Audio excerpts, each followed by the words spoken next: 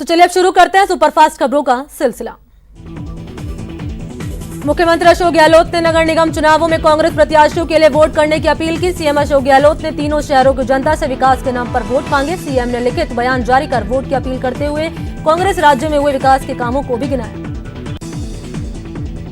UDH मंत्री शांति धारीवाल ने कोटा दक्षिण नगर निगम में रोड शो किया। उन्होंने दादाबाड़ी चौराहे से विज्ञान नगर तक रोड शो किया और कांग्रेस प्रत्याशियों के लिए वोट मांगे। जयपुर के बीजेपी कार्यालय में हुए मिलन समारोह में कई कांग्रेसी और निर्दलीय नेता बीजेपी में शामिल हुए। सुजानगढ़ से निर्दलीय विधानसभा चुनाव लड़ चुके संतोष मेघवाल भी बीजेपी में शामिल हुए। बीजेपी प्रदेश अध्यक्ष सतीश पूनिया ने कहा कि पंचायत चुनाव में भी बीजेपी दृष्टि पत्र जारी करेगी। उन्होंने दावा किया कि कल हेरिटेज निगम के लिए होने वाली वोटिंग में जनता का पूरा समर्थन बीजेपी को मिलेगा।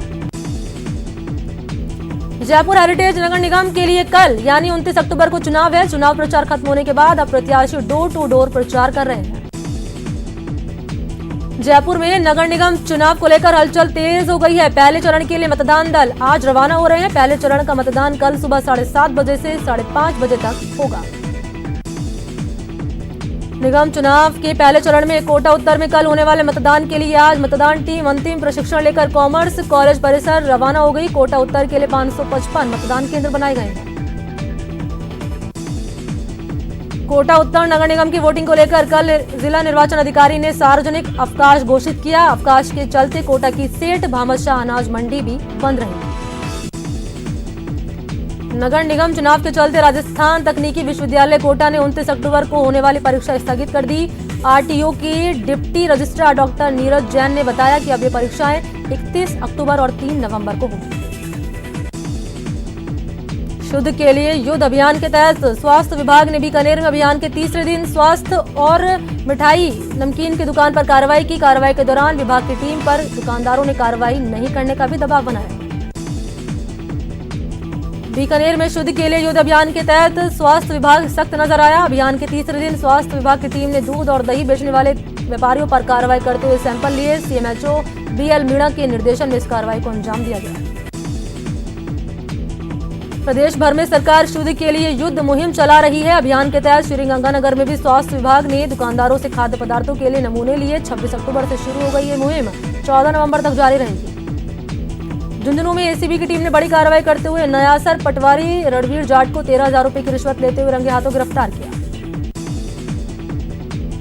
श्री गंगानगर के जवाहर नगर थाने में तैनात एक पुलिस कांस्टेबल नरेश चंद्र मीणा को जोधपुर एसीबी 10 लाख रुपए की रिश्वत लेते हुए रंगे हाथों गिरफ्तार किया। रिश्वत की रकम एनडीपीएस एक्ट के एक मुकदमे में आरोपी को राहत देने के लिए मांगी गई थी। अलवर में पुलिस ने एक मकान से जेवरात चोरी करने वाले आरोपी को माल समेत गिरफ्तार कर लिया। आरोपी सूर्यनगर इलाके का रहने वाला है। पुलिस के मुताबिक चोरी के वारदात की घटनास्थल पर लगे सीसीटीवी की मदद से आरोपी की पहचान की गई। कोटा में पुलिस ने बड़ी कार्रवाई करते हुए चोरी की वारदात का खुलासा किया। पुलिस ने 12 लाख रुपए के डीजे समेत अन्य सामान के साथ 5 आरोपियों को गिरफ्तार किया। साथ ही चोरी का सामान खरीदने वाले 3 आरोपियों को भी गिरफ्तार किया। झुंझुनू के सूरजगढ़ थाना इलाके में व्यापारियों पर किसानों से ठगी का मामला सामने आया। गोयल फर्म को किसानों ने लाखों रुपए का अनाज बेचा, जिसके बाद फर्म के व्यापारी अपनी फैक्ट्री, मकान और दुकान पर ताला लगाकर परिवार समेत रातों रात फरार हो गए। अलवर जिले के भिवाड़ी में महिला से दहेज को लेकर मारपीट करने का सनसनीखेज मामला सामने आया। विवाहिता की उसके पति, जेठ और परिवार के लोगों ने बेरहमी से पिटाई की। विवाहिता को घसीट कर पिटाई करने का वीडियो सोशल मीडिया पर वायरल हुआ। अलवर के भयाड़ी गांव के रहने वाले दलित परिवार का जबरन धर्म परिवर्तन कराने का मामला सामने आया। पीड़ित दलित परिवार ने धर्म परिवर्तन नहीं करने पर जान से मारने की धमकी देने का आरोप लगाया और वापस हिंदू धर्म में आने के लिए अदालत से गुहार लगाई। अलवर के उद्योग नगर इलाके में शादी का झांसा देकर महिला के साथ यौन शोषण करने का मामला सामने आया। आरोपी की गिरफ्तारी नहीं होने के बाद पीड़ित ने एसपी से इंसाफ की गुहार लगाई। बूंदी में 4 दलित महिलाओं से पूजा के नाम पर दुष्कर्म करने का मामला सामने आया। महिलाओं ने ढोंगी बाबा पर दुष्कर्म कर वीडियो करने का वायरल करने का आरोप लगाया। पीड़ित महिलाओं का आरोप है कि आरोपी बाबा सत्यनारायण गुर्जर से मजदूरी करने के दौरान उनकी मुलाकात हुई थी, जहां उसने 4 महिलाओं को पूजा और पैसे देने के नाम पर झांसा देकर दुष्कर्म किया। फिलहाल पुलिस मामले की जांच कर रही है।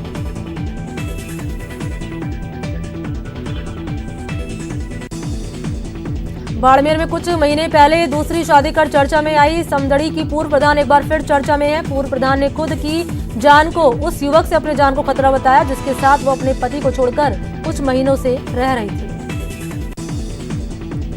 पूर्व प्रधान ने महिला थाने में कहा कि उसे और उसके ससुराल वालों को जान की खतरा है।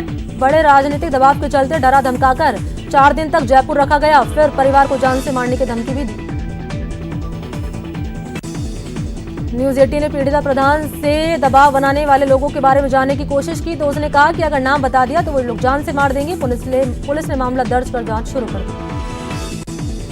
हनुमानगढ़ में पुलिस ने नशीली दवा तस्करी के खिलाफ बड़ी कार्रवाई की। पुलिस ने एक युवक से 6000 नशीले कैप्सूल बरामद किए। कार्रवाई के दौरान उसका एक साथी तस्कर मौके से फरार हो गया। गिरफ्तार युवक जिले के झांसल गांव का रहने वाला है। जोधपुर में प्रतिबंधित दवाइयों का जखीरा बरामद हुआ। ड्रग विभाग और सीएमएचओ ने अमरदीप कॉम्प्लेक्स में छापेमारी कर करीब 1 करोड़ रुपए की दवाइयां जब्त की। बीकानेर में पुलिस ने क्रिकेट पर सट्टा लगाने वालों के खिलाफ बड़ी कार्रवाई की। पुलिस ने रानी बाजार क्षेत्र में कार्रवाई करते हुए 5 सटोरियों को गिरफ्तार किया है।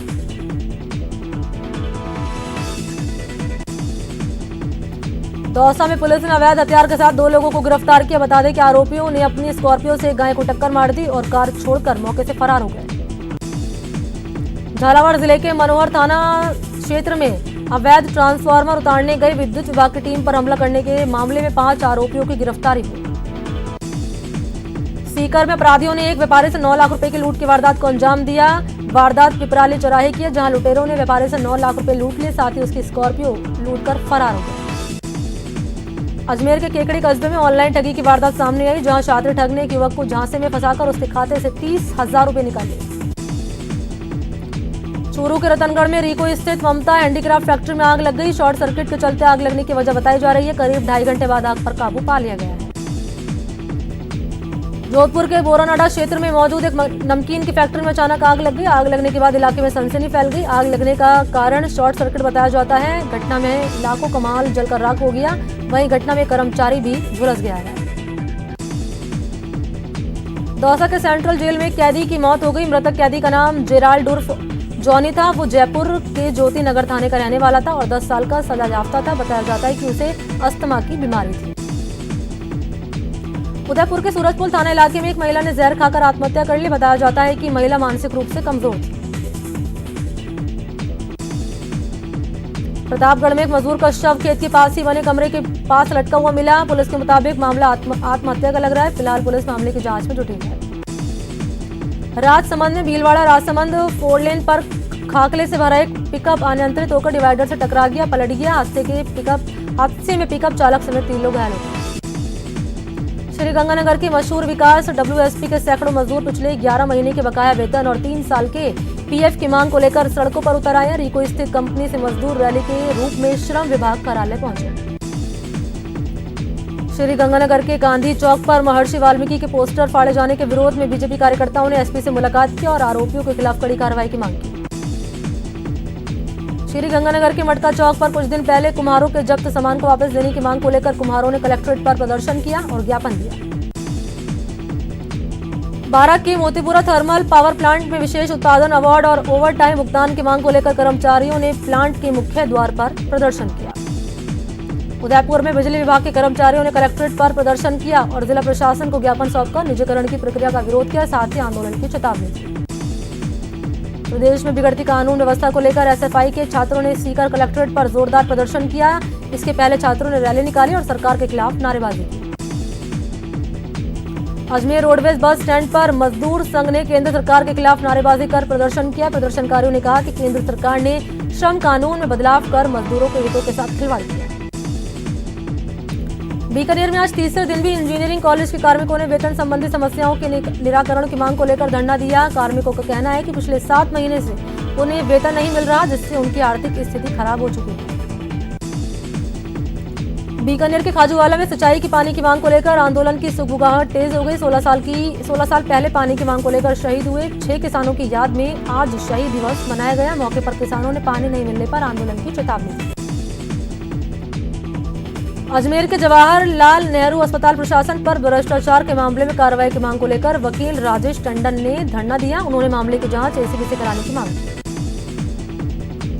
कोटा के रेल यात्रियों के लिए राहत भरी खबर। कोटा से होकर गुजरने वाली जोधपुर भोपाल एक्सप्रेस ट्रेन का संचालन 1 नवंबर से शुरू होने जा रहा है।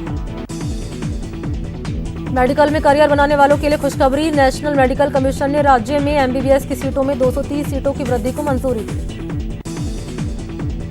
सीकर मेडिकल कॉलेज को इसी सत्र से शुरू किया जाएगा। अजमेर और उदयपुर में 50-50 और बाड़मेर में 30 सीटों की वृद्धि को स्वीकृति दी गई है।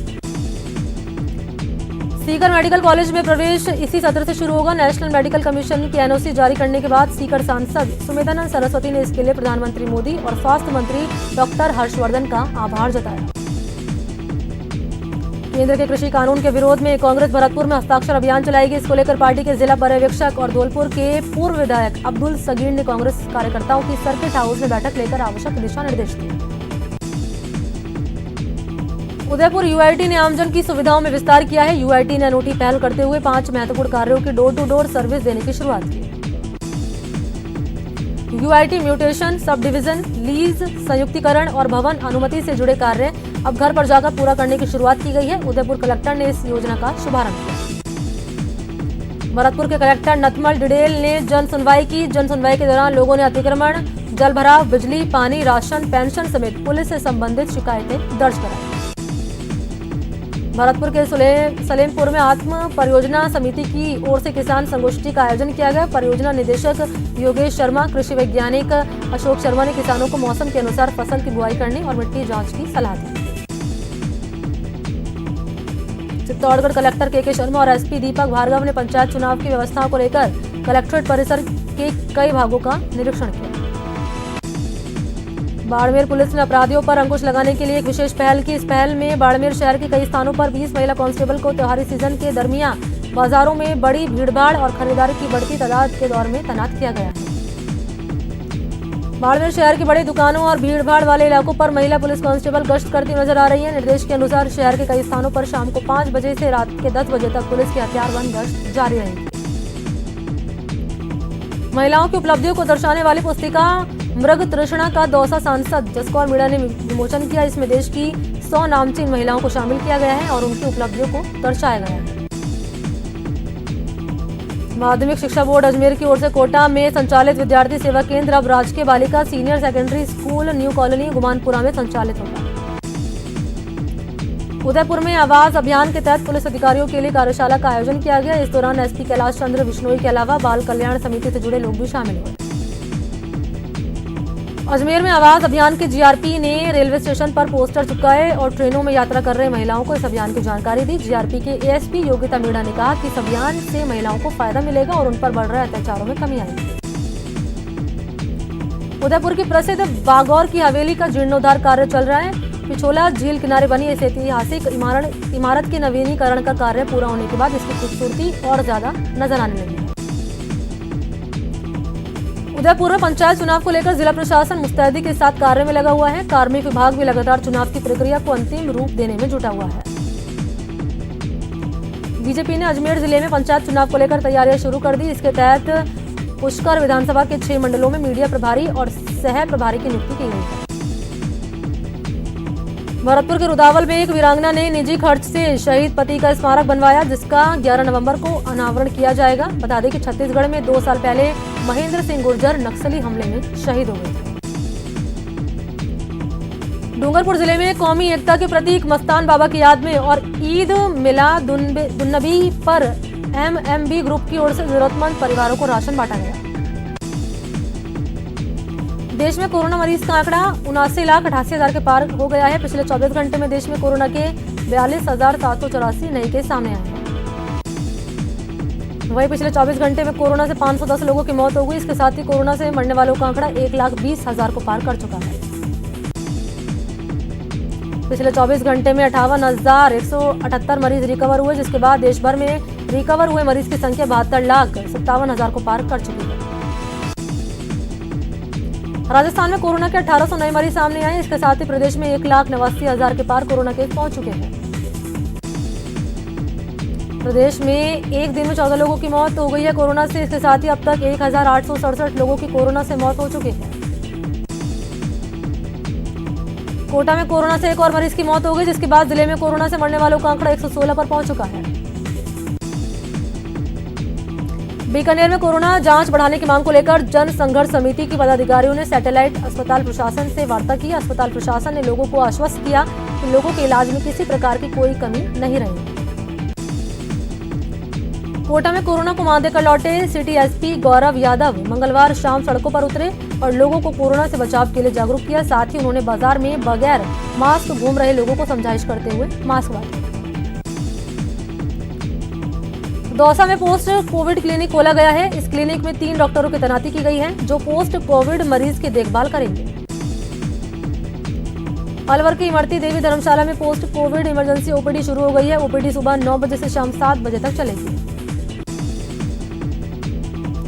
कोरोना जागरूकता और हिट इंडिया के संदेश के साथ अजमेर में मैराथन दौड़ का आयोजन किया गया। पटेल मैदान से लेकर रीजनल कॉलेज चौपाटी तक मैराथन दौड़ में सांसद भागीरथ चौधरी भी शामिल हुए। बीकानेर में जिला कलेक्ट्रेट पर स्काउट गाइड की ओर से रंगोली बनाने का कार्यक्रम आयोजित किया गया। स्काउट गाइड के युवाओं ने शानदार रंगोली बनाकर कोरोना के प्रति लोगों को जागरूक होने का संदेश दिया। चित्तौड़गढ़ की निजी वाटिका में लगाए गए मेले को जिला कलेक्टर की ओर की आज्ञा से बंद करवा दिया गया है। बता दें कि एक निजी वाटिका में मेला आयोजित कर एक साथ दुकानें लगाई गई थी। कोरोना के खिलाफ जन जागरूकता अभियान के तहत अजमेर में चल रहे प्रदर्शनी का शुभारंभ हुआ। कलेक्टर प्रकाश राज पुरोहित ने हरी झंडी दिखाकर प्रदर्शनी को रवाना किया। संभागीय आयुक्त बीएल मेहरा ने बीकानेर कोलायत में कई सरकारी कार्यालयों का निरीक्षण किया। उन्होंने नो मास्क नो एंट्री कार्यक्रम को लेकर आला अधिकारियों के साथ बैठक की और जरूरी दिशा निर्देश जारी किए। भरतपुर के सलेमपुर खुर्द में पंजाब नेशनल बैंक शाखा की टीम ने आत्मनिर्भर भारत की कल्पना को साकार करने के लिए लोगों से जनसंपर्क किया। टीम में पंजाब नेशनल बैंक भरतपुर मंडल के मुख्य प्रबंधक भरतलाल मीणा भी शामिल थे। सवाई माधोपुर के रणथंभौर नेशनल पार्क में इन दिनों बाघों की साइटिंग आसानी से हो रही है। पार्क भ्रमण पर आने वाले पर्यटक बाघों का दीदार कर खुश नजर आ रहे हैं।